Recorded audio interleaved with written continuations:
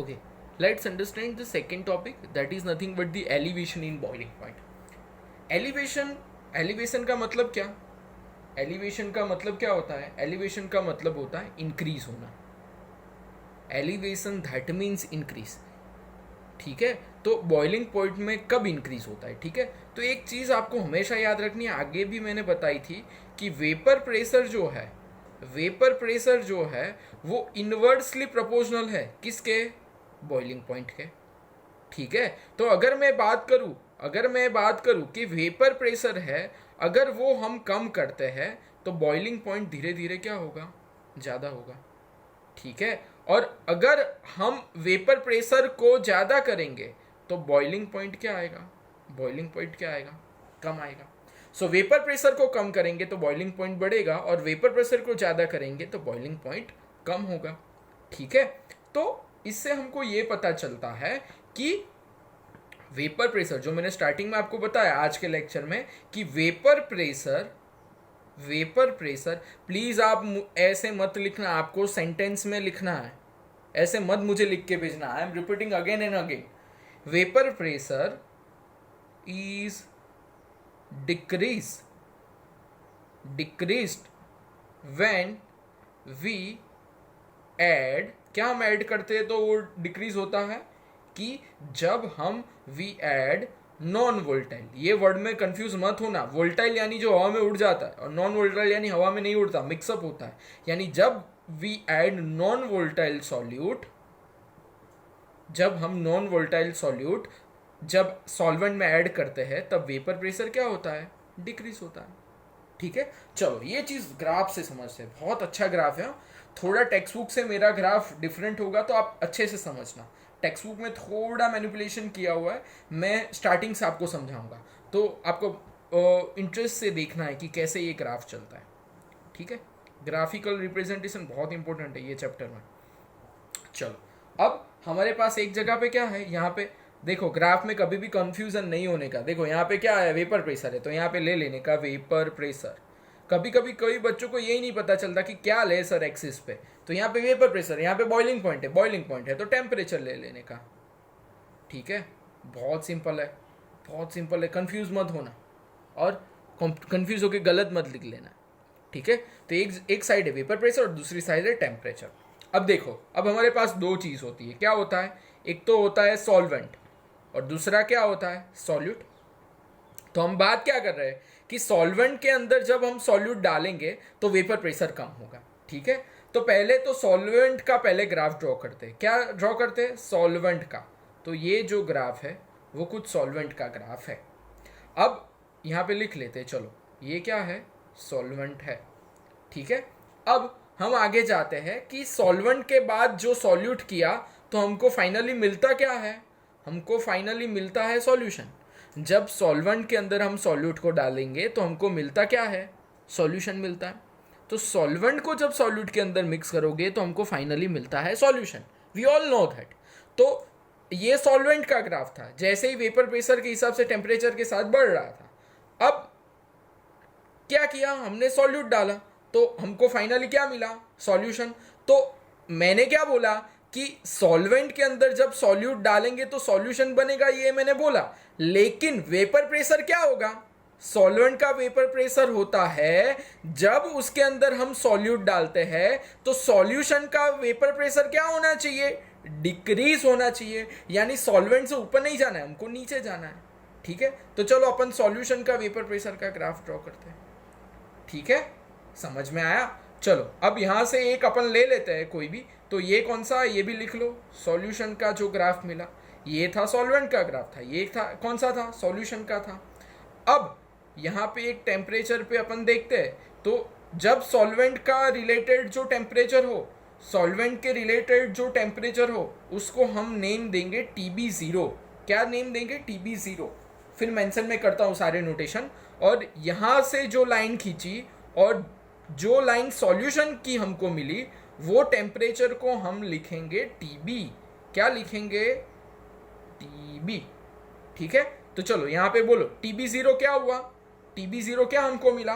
TB0 हमने जो मिला वो किसका टेम्परेचर था? देखो यहाँ से ही लिख लेने का.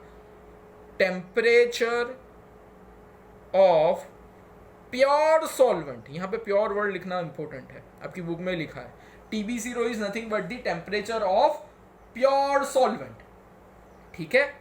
और जो TB है that is nothing but the temperature, और आपके बुक में लिखा है boiling point of the solution.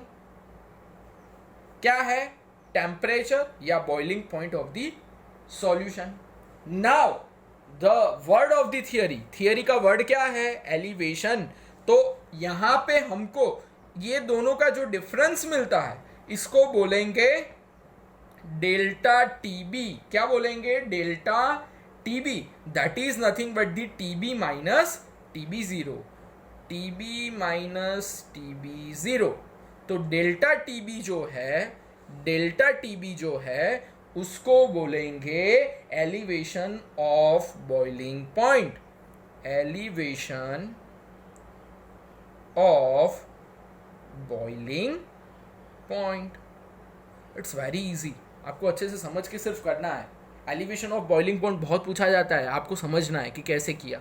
समझ में आया? ये पूरी एलिवेशन ऑफ बॉइलिंग पॉइंट के रिलेटेड की थियरी थी, ठीक है। अब उसका मैथमेटिकल एक्सप्रेशन करते हैं कि कैसे वो आता है। Okay, let's do the mathematical expression. कि एक्सपेरिमेंटल स्टडीज क्या बताते हैं, आपको ऐसे ही लिखना है कि एक्सपेरिमेंटल स्टडीज क्या बताते हैं। Experimental studies are showing that delta TB जो है is proportional to मोलालिटी। किसके प्रोपोर्शनल में है? मोलालिटी के प्रोपोर्शनल में है, ऐसा एक्सपेरिमेंटल स्टडीज बताते हैं, ठीक है। तो एक्सपेरिमेंटल स्टडीज के हिसाब से ये बोला जाता है कि डेल्टा टीबी जो है वो जो स्मॉल m है मोलालिटी उसके प्रोपोर्शनल में होता है। यहाँ पे हम जैसे ही स्मॉल m निकालेंगे तो delta TB is equal to क्या आएगा? KB इंटू m आएगा, ठीक है। So delta TB is equal to KB into small m। समझ में आ रहा है? अब स्मॉल m यहाँ पे क्या है, आपको यहाँ पे सारा लिखना है, मैं हर बार मेंशन करता हूँ क्या है ये। डेल्टा टीबी क्या है? जैसे ही प्रोपोर्शनलिटी निकला तो यहाँ पे आया KB। डेल्टा टीबी क्या है? मैंने ऑलरेडी बताया था। डेल्टा टीबी क्या था, याद करो। डेल्टा टीबी अभी अपन ने देखा, delta TB is nothing but the elevation of boiling point. जो हमको ग्राफ में मिला था ना, देख लो एक बार, ये बीच का जो डेल्टा टीबी हमको मिला उसको हम क्या बोलेंगे?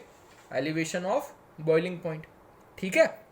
नाउ जैसे ही प्रोपोर्शनलिटी निकाला तो हमको क्या मिला? KB मिला। तो जो KB है, KB को क्या बोलेंगे? KB is boiling point of elevation constant. आपकी बुक में यहाँ पे यूब्लोस्कोपिक कांस्टेंट भी बोला गया है, आप देख लेना। यूब्लोस्कोपिक कांस्टेंट आप यहाँ पे लिख भी सकते हो, यूब्लोस्कोपिक, EBULLIOSCOPIC, यूब्लोस्कोपिक कांस्टेंट भी इसको बोला जाता है, ठीक है। चलो अब यहाँ पे मैथमेटिकल इक्वेशन प्रूव करने की ट्राई करते हैं। Delta TB is equal to KB। अब स्मॉल m का मतलब क्या होता है? स्मॉल m यानी मोलालिटी, हमको पता है मोलालिटी है। तो मोलालिटी की अगर हम बात करें तो मोलालिटी का इक्वेशन आपको मेरे से अच्छे पता है, NB/WA किलोग्राम। आप प्लीज बुक में मत ये इक्वेशन देखना वरना कंफ्यूज हो जाओगे, ठीक है। हमको जैसे करना है वैसे ही करना, ठीक है। तो delta TB is equal to KB into NB/WA, जहां पे WA किस में होगा? किलोग्राम में होगा। चलो अब NB की जगह वैल्यू और रखते हैं, क्या आएगा? Delta TB is equal to KB। NB का वैल्यू क्या है आपको पता है? WB/MB इंटू WA, ठीक है। अब हम ये बता सकते हैं, क्या बता सकते हैं कि यहाँ पे WA जो था वो क्या है? किलोग्राम में।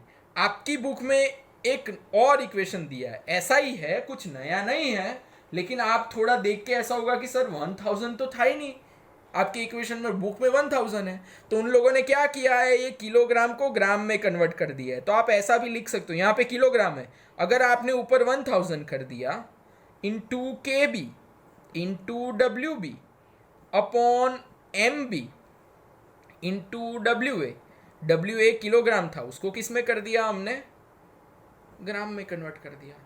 तो ये इक्वेशन आ जाएगा फाइनल डेल्टा टीबी का। ठीक है, अब मैंने जो चीज बताई थी क्यू, अब मेन चीज हमारी बात पे आते हैं।